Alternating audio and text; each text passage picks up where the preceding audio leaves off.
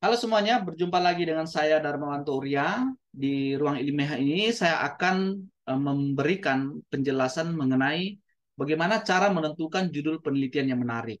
Jadi ada 9 tips yang saya akan berikan. Oleh sebab itu jangan lupa di subscribe terlebih dahulu, bunyikan loncengnya agar sahabat semua mendapatkan informasi yang bermanfaat dari ruang ilmiah ini.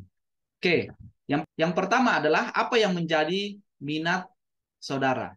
Jadi tanyakan kepada diri sendiri apa yang menjadi minat saya, ya.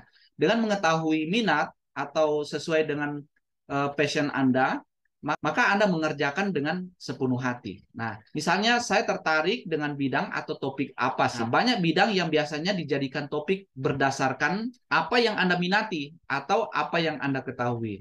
Jangan memilih suatu topik itu apa yang Anda tidak minati, ya, apa yang Anda tidak ketahui.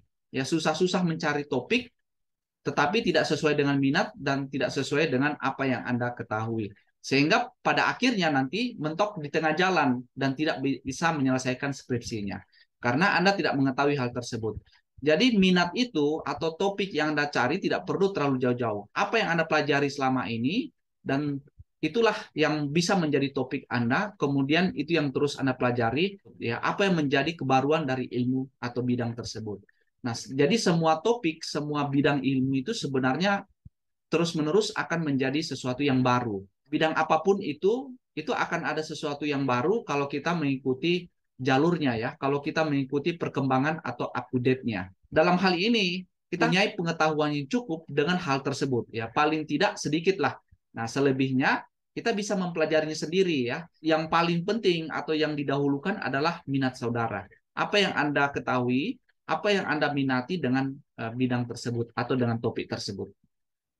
Kemudian yang kedua adalah lihat di sekitar Anda. Apa yang dilihat? Nah, melihat hal yang relevan di sekitar Anda ya berkaitan dengan topik yang Anda minati. Kalau sudah mengetahui topik apa yang Anda minati, kemudian lihat di sekitar Anda. Misalnya Anda berminat dengan pemasaran. Kemudian apa yang menjadi kondisi, apa yang terjadi dengan pemasaran saat ini? Perkembangan apa yang berkaitan dengan ilmu pemasaran saat ini? Apa yang up to date dengan bidang ilmu pemasaran saat ini? Misalnya saja yang terjadi tahun ini dikatakan akan terjadi resesi, ya. Dan rata-rata saat ini suku bunga bank itu naik, ya.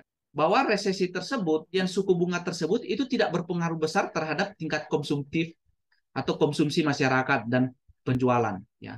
Nah, fenomena yang relevan seperti ini kemudian dikaitkan dengan minat saudara atau dikaitkan dengan apa minat topik yang saudara pilih. Atau misalnya silakan mencari informasi sebanyak-banyaknya ya melalui dari teman bisa, kemudian dari media sosial, dari media massa, kemudian bisa juga mencari tahu melalui dosen atau masyarakat di sekitar Anda, ya. Silakan mencari pengetahuan, mencari informasi sebanyak-banyaknya yang sesuai dengan atau yang relevan dan sesuai dengan minat bidang yang saudara pilih, ya. Kemudian yang ketiga, pelajari topik tersebut. Bagaimana cara mempelajarinya? Ya, sekarang ini kan akses informasi itu dapat mudah diperoleh ya melalui Google.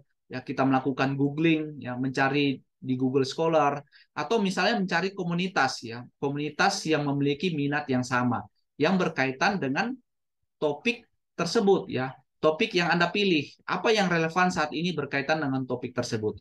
Misalnya kalau banyak yang meneliti tentang pasar, nah saat ini perkembangan ilmunya seperti apa, ya. Saat ini perkembangan ilmu tentang pemasaran itu seperti apa yang berkaitan dengan pemasaran, ya, yang berkaitan dengan topik Anda. Ya, pasar itu sekarang ini bergeser kemana? Apa yang terjadi dengan pasar saat ini? Mempelajari topik dengan mencari perkembangan temuan saat ini, maka Anda akan mendapatkan suatu judul, suatu fenomena yang menarik untuk diteliti, ya. Jadi apa yang sudah dibahas dan apa yang belum dibahas. Nah, itu bisa dilakukan dengan cara googling, kemudian dengan cara mencari jurnal-jurnal baik jurnal nasional maupun jurnal internasional. Apa yang menjadi perkembangan ilmu berkaitan dengan topik tersebut, ya. Yang keempat, itu bertanya pada diri sendiri, apakah topik ini penting? Nah, seberapa penting topik ini? Kemudian relevansinya seperti apa? Di bagian apa yang penting? Seperti apa tingkat kepentingannya? Apakah hal ini urgensi untuk diteliti? Nah, ini menjadi sebuah jawaban kunci setelah Anda mendapatkan topik awal. Judul yang tidak penting atau tidak relevan, tidak perlu diteliti ya. Untuk apa diteliti? Hal yang tidak penting. Ya, judul yang tidak penting, judul yang tidak relevan. Maka kita harus mempertanyakan kepada diri sendiri ya, berkaitan dengan topik ini, seberapa pentingkah topik ini untuk memecahkan masalah? Seberapa penting relevansinya? Ya, apakah sangat urgen untuk dilakukan penelitian? Ya, seberapa besar urgensinya? Nah, itu yang perlu ditanyakan pada diri sendiri berkaitan dengan topik penelitian ini. Jadi, tingkat kepentingan topik tersebut sebenarnya bisa dikaitkan dengan kontribusi dari ilmu kita. Apa yang menjadi ilmu kita dan seberapa besar ilmu kita itu memberikan kontribusi terhadap tingkat kepentingan dari topik ini. Atau apakah topik tersebut itu mampu dalam memecahkan masalah? Ya, kalau bisa atau mampu dalam memecahkan masalah, maka topik tersebut sangat penting. Atau paling tidak dapat mengembangkan keilmuan, maka itu juga sangat penting. Ya, kalau bisa kedua-duanya. Yang kelima, seberapa penting penelitian tersebut dengan bidang kajian Anda.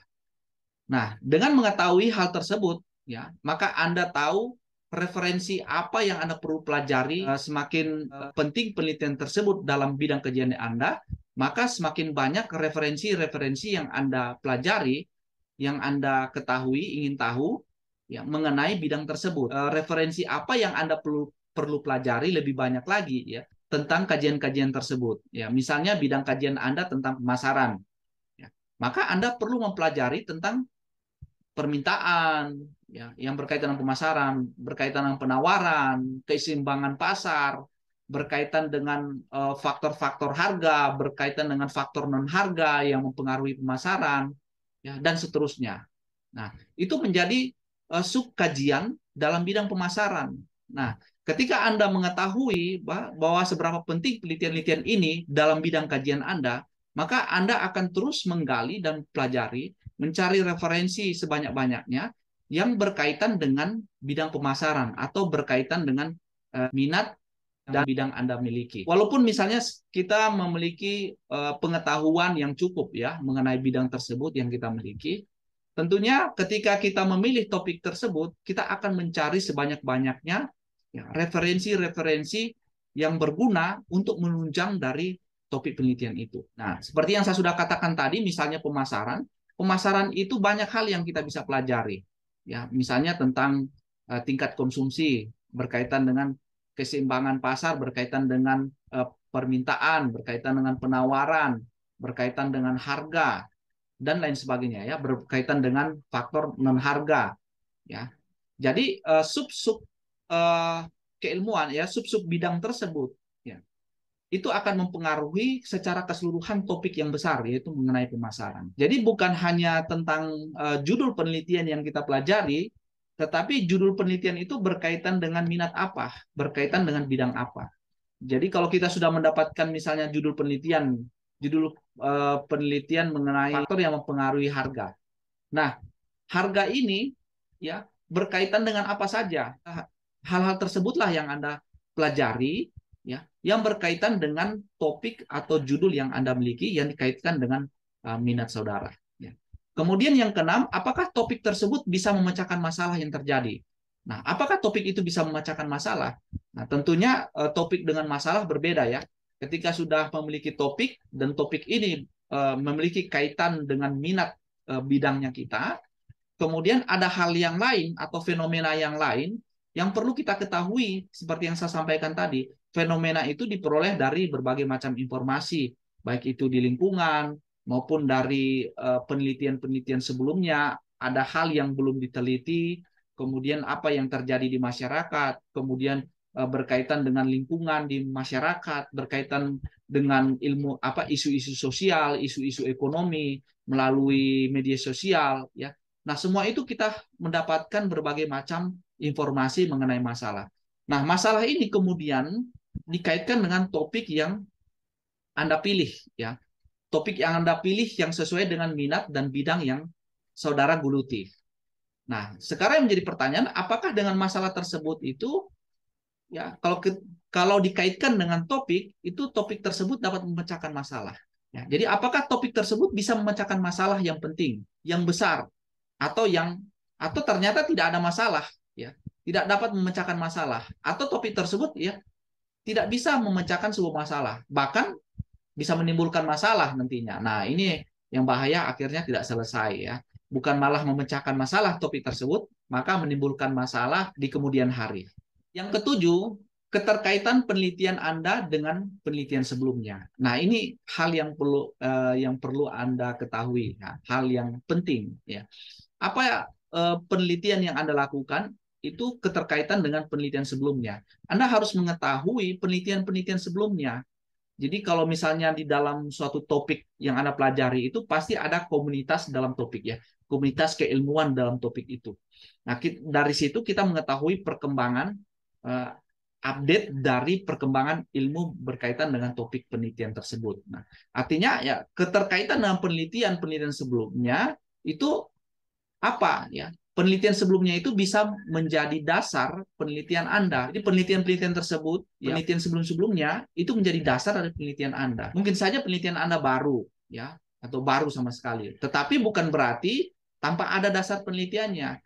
Jadi harus ada dasar penelitian sebelumnya sehingga diketahui jalur dan arahnya mau kemana penelitian ini. Ya, tidak lari kemana-mana. Sudah tahu jalurnya kemana, ya, karena sudah ditahu bidangnya apa, ya, topiknya apa, sehingga membangun sebuah penelitian, Anda teliti dalam memecahkan suatu masalah atau fenomena tertentu berdasarkan atas dasar penelitian-penelitian sebelumnya. Jadi dalam hal ini bahwa penelitian itu sifatnya kumulatif, ya, sedikit demi sedikit ya lama-lama menjadi besar. Artinya bahwa kita tidak langsung tahu begitu saja, tetapi kita harus baca ya. Tidak tiba-tiba langsung tahu ya. Dalam hal ini penelitian ini apa yang menjadi keterkaitan dengan penelitian sebelumnya. Ya, kita mempelajari yang berkaitan dengan atau kaitan dengan penelitian-penelitian sebelumnya, ya, dengan topik yang kita miliki atau penelitian yang kita miliki yang sudah kita tentukan. Kemudian kita mempelajari sedikit demi sedikit, lama-lama makin banyak ya. Lama-lama kita makin tahu penelitian yang berkaitan dengan topik yang Anda pilih, ya, berkaitan dengan bidang Anda. Sehingga Anda bisa menjadi pakar, menjadi expert ya dalam bidang Anda sesuai dengan topik yang Anda pilih. Sesuai dengan judul penelitian dan sesuai dengan minat. Jadi yang paling penting dalam hal ini adalah bahwa judul penelitian itu harus sesuai dengan minat, ya, minat saudara, dan atau topik penelitian itu sesuai dengan minat saudara, dan minat itu tentunya sesuai dengan bidang yang Anda geluti, yang Anda miliki. Ya, jangan sampai jauh di luar dari bidang dan minat. Ya, bisa saja tentunya ada hal-hal yang baru yang berkaitan dengan bidang saudara, ya, di luar dari bidang saudara, tetapi ada sedikit kaitan dengan bidang saudara, dan itu perlu Anda mempelajari lagi hal-hal yang baru tersebut. Tetapi kedelapan, membuat rencana penyelesaian topik tersebut. Nah, apa yang menjadi rencananya? Ya. Misalnya topik sudah mulai jelas. Ya. Nah, kemudian yang perlu Anda pikirkan, bagaimana cara mengumpulkan datanya seperti apa, ya. Teknik pengambilan datanya seperti apa, analisis datanya seperti apa, sumber datanya seperti apa, bagaimana cara mengambil datanya, ya, subjek apa yang harus Anda teliti, ya, kemudian apa yang berkaitan dengan variabel-variabel dengan judul penelitian tersebut. Nah, itu semua perlu Anda pikirkan. Ya, ditambah lagi hal yang paling penting, bagaimana waktu penyelesaiannya, ya, seberapa besar biaya. Ya, jangan sampai terlalu perfeksionis, terlalu pengennya sempurna, pengennya wow, supaya dibilang wow, penelitian Anda memakan waktu yang begitu lama dan memakan biaya yang begitu besar. Ya, jangan sampai seperti itu ya. Kita harus memikirkan juga harus cepat selesai. Ya, jangan sampai lama meneliti dan memerlukan biaya yang begitu besar. Ya, itu sama dengan mempersulit Anda sendiri karena Anda tidak menghabiskan hidup Anda untuk meneliti, tetapi ada hal yang lain, kelanjutan yang lain yang perlu Anda kejar ya, selain selesaikan skripsi, kemudian Anda harus mencari pekerjaan dan harus bekerja. Kemudian di selain itu ya harus dicukupkan atau disesuaikan dengan biaya yang Anda miliki.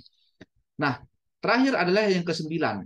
Apa yang kesembilan? Ini hal yang paling penting, yaitu ini yang menjadi masalah pada umumnya semua mahasiswa, yaitu dikerjakan, ya, kerjakan. Artinya apa? Jangan menunda-nunda lagi. Harus dikerjakan. Skripsi itu akan selesai, akan jadi dengan baik ketika kita mengerjakannya. Ya. Jadi sebagus apapun topik yang Anda miliki, ya, sebagus apapun penelitian yang Anda kerjakan, itu akan menjadi sia-sia kalau kita menunda-nunda atau tidak mengerjakan sama sekali.